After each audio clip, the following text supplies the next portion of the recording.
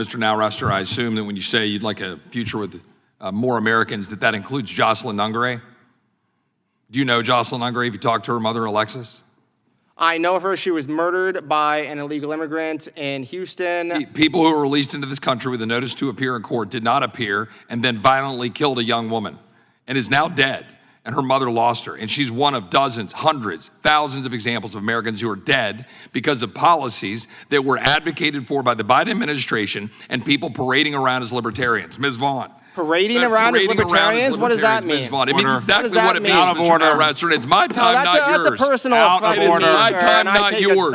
I don't have any time to listen to libertarian claptrap. I know you don't have any time to listen. That is killing Americans, because that's what you're doing, and you're hiding behind killing a brand Americans? that is resulting in the death of Americans. That's a heck of a thing to say to somebody, sir. That is totally false, and I take exception to that. It's true, and everybody in America knows it. I have not killed anybody, sir, and that is really exceptional. Ms. Vaughn, but you go talk to Alexa Ungary and talk about her daughter no longer being with us. Beneath you as an individual to say that to somebody, Ms. sir. Vaughn, A recent Judiciary Committee hearing regarding immigration in the visa process devolved into the typical demonization of the entire immigrant community and weaponization of victims of violent crimes, all to justify the Republican Party's white nativist anti-immigration policy platform.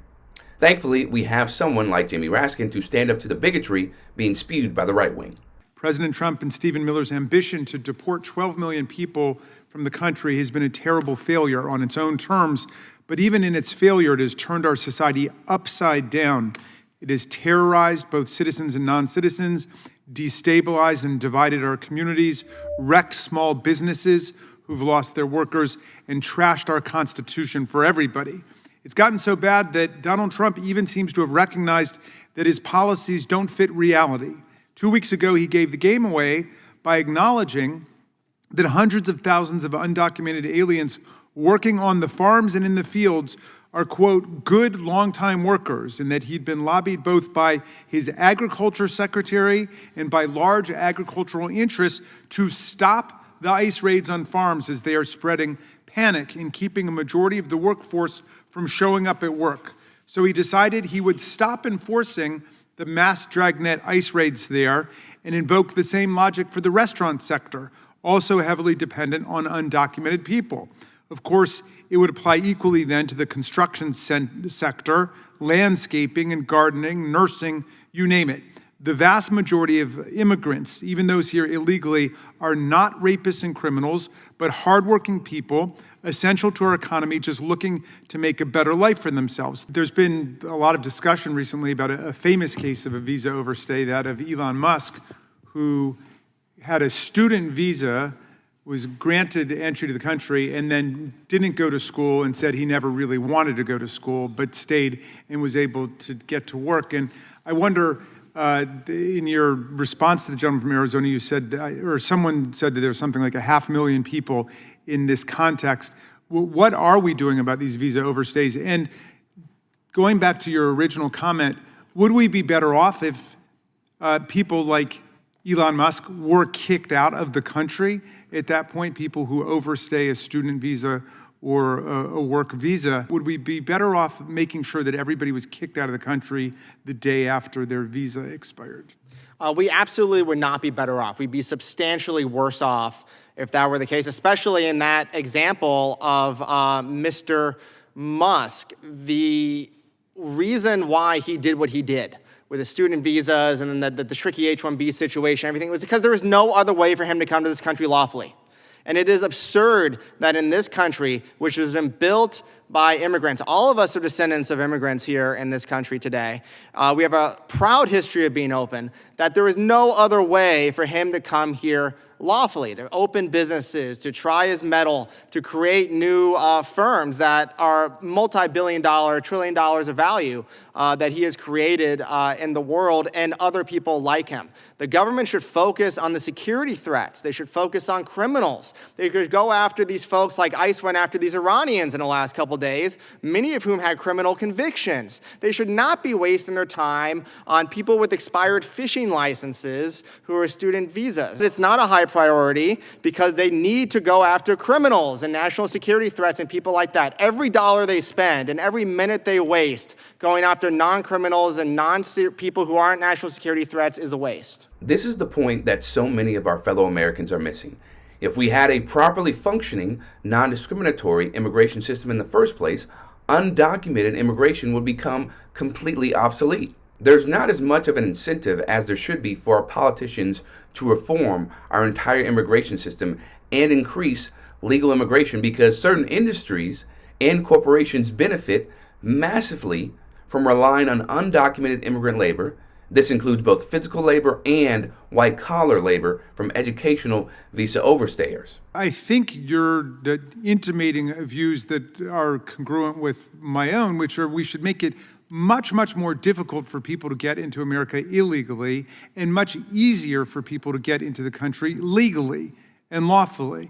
And I think that we have bipartisan convergence around the first issue, that we want to make it difficult to get in the country illegally, but we seem to disagree about the importance or the value of allowing people to get into the country lawfully. I think that our temporary chairman here said, and please correct me if I'm wrong, mass migration is the single biggest existential threat to our country today.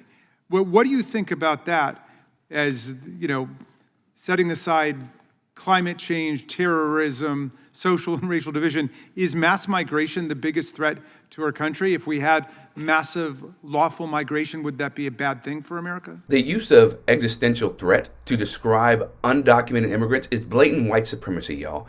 And it works to sow division along racial and ethnic lines, which is done so that the American people don't unite along class lines instead. The overuse of the word existential is a prime example of threat inflation, of trying to terrify people for no good reason. The idea that the existence of the United States is threatened by immigration is absurd. It is just the opposite. The future of the United States is guaranteed and enhanced by immigration to this country. It is what will guarantee the growth. If there was no immigration, for instance, starting right now, the population of this country will start to shrink in the mid-2040s.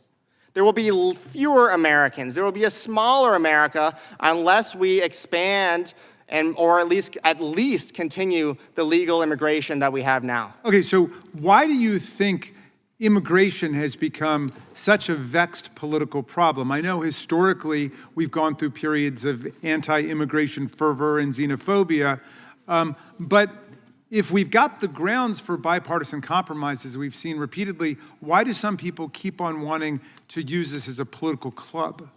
So I think it's obviously a vote getter. It obviously infuriates a lot of people. And to be, totally fair to these folks who I disagree with, I do think people see chaos and they really don't like it, right? But I think the chaos is caused by our restrictive immigration system overwhelmingly. And if we want to get control in the long term, we need to do what you suggest, which is expand legal immigration opportunities to the United States. Enforcement matters, but legal immigration matters a ton too.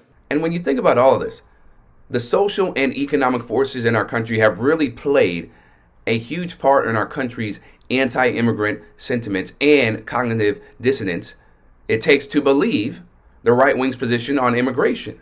Because there is this notion that black and brown immigrants, right, that are coming from overseas, coming from different countries, that they are inferior to white people. They are inferior to American citizens, but particularly white people, white American citizens. And also that they don't deserve a whole lot of money because a lot of these immigrants are getting paid pennies when it comes to their labor. They are being exploited, as we already have highlighted. And so when you look at how they use or how they view immigrants, whether undocumented or documented, who come over, it is dehumanizing, right? In terms of their just overall perspective on these people. But then also, you have these corporations who exploit the heck out of them because they know there are people who are desperate enough to be willing to be paid the lowest dollar amount because they have no other choice. It's really gross, and we should not stand for it whatsoever. For Rebel HQ, I'm Chris Williamson. We'll see you next time.